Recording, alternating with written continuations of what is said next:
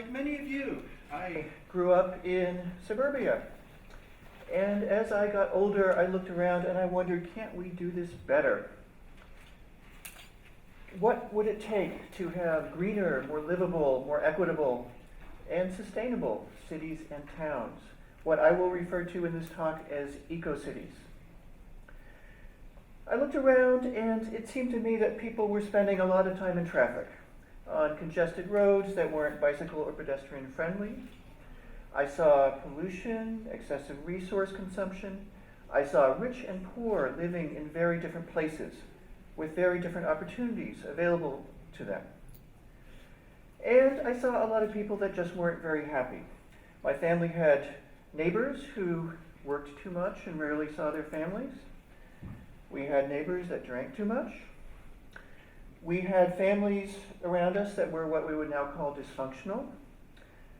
And we had a neighbor across the street who seemingly had everything in the American dream: a great house, good job, working as a stockbroker, a young family. One day took a gun and killed himself. This was a social environment, I thought, that is not working very well for a lot of people or for the environment. What do we need to do to change that environment, I wondered. So in the 30 plus years that I have been involved in professional work, I have had the opportunity to work on sustainable city projects at many different scales, at the national level, at the local level, at the regional level, and as a professor of urban and regional planning. And I have seen that we, in fact, know a lot of the ways to create eco-cities. We've already seen a few of those today. It is not a secret.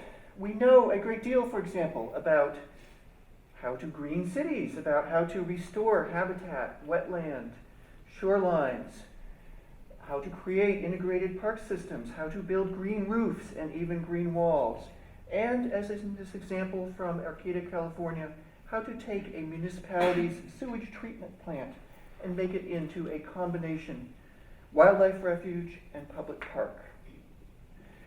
We know a great deal, and we have many tools to stop suburban sprawl and to refocus that investment into existing cities and towns.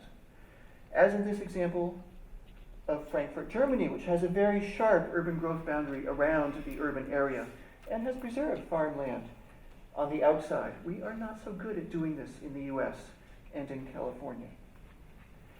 We know a great deal about promoting alternatives to the drive-alone motor vehicle, public transit, bike infrastructure, pedestrian-friendly streets, economic incentives for driving less, and informational strategies for getting out of cars.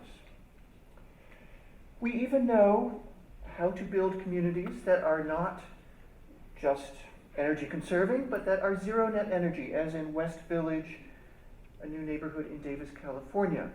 Communities that produce as much or more energy as they consume. We know a great deal about building jobs from within cities, green jobs, small local businesses, rather than relying on large corporations for our job growth, when those corporations may then move those jobs anywhere in the world.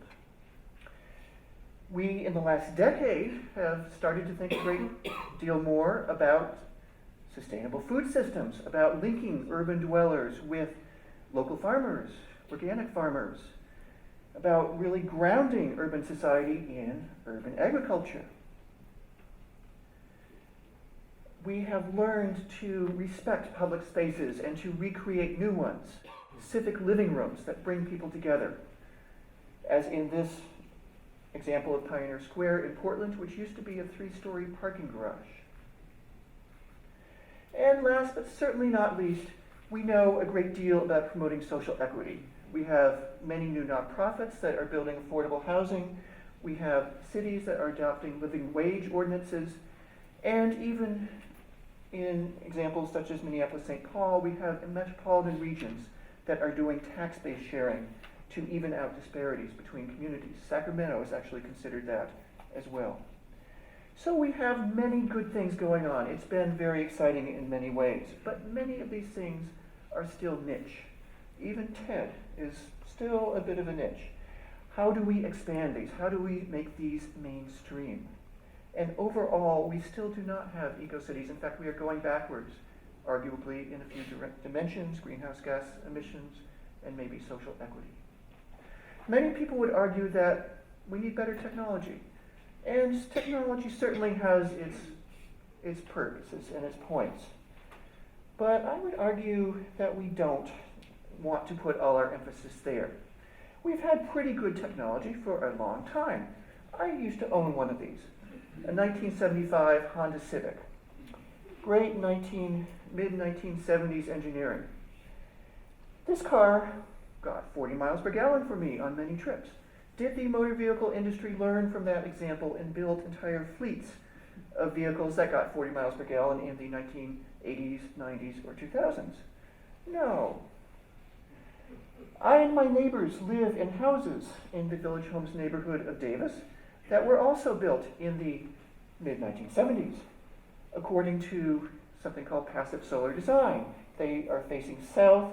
They have big windows on the south side to let in sun in the winter to warm interior spaces. They have overhangs and thermal mass to keep out excess heat in the summer. They are very energy efficient. Did the building industry learn from that and create entire landscapes of passive solar houses? No. So the problems, I would argue, are political, social, and economic. We don't have a society capable of planning for eco-cities or for many other important things, climate change, social equity, and other dimensions of sustainability. How do we deal with this reality?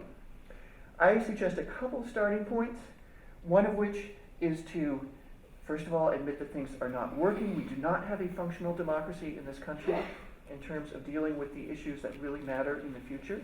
The sooner we admit that, the sooner we can get on to other things. We need to have visions of healthier societies, as Bill Clinton says in his current speeches, a roadmap to a brighter future. And we need to make every action we undertake shape our society in a more sustainable direction. I like to use the term social ecology as a metaphor to get across the idea that we live in this interconnected society that we can, in fact, shape in many different ways through our actions, or we can let corporations, we can let the wealthy, or the political party that represents them, you can all guess which one that is, or the other political party, which also in many ways represents them, determine our future for us, and that will not be nearly as bright a future. Just to take one little example, we have known for a long time also what democracy requires. Real democracy requires four things. It requires a clean system, i.e. getting money out and various other sorts of corrupting influences. It requires real choices between a range of political parties, at least some of which can articulate a progressive philosophy. It requires full participation, not just the 30% or maybe 60% of adults that we get voting in elections. And it requires an electorate that can actually think critically and that isn't, in effect, brainwashed by the commercial culture we have and the hundreds of thousands of misleading and manipulative advertisements we have. We do not do that well in this country on any of these things. Other countries have their own issues, but we need to focus on our own. We do know specific things on each count. So my bottom line, Ecocities or any other progressive fundamental social change is going to require an eco-society. City 2.0 is going to require society 2.0 and democracy 2.0. There are specific things we can all do to start shaping our world in that direction. Let's get on with it. Thank you very much.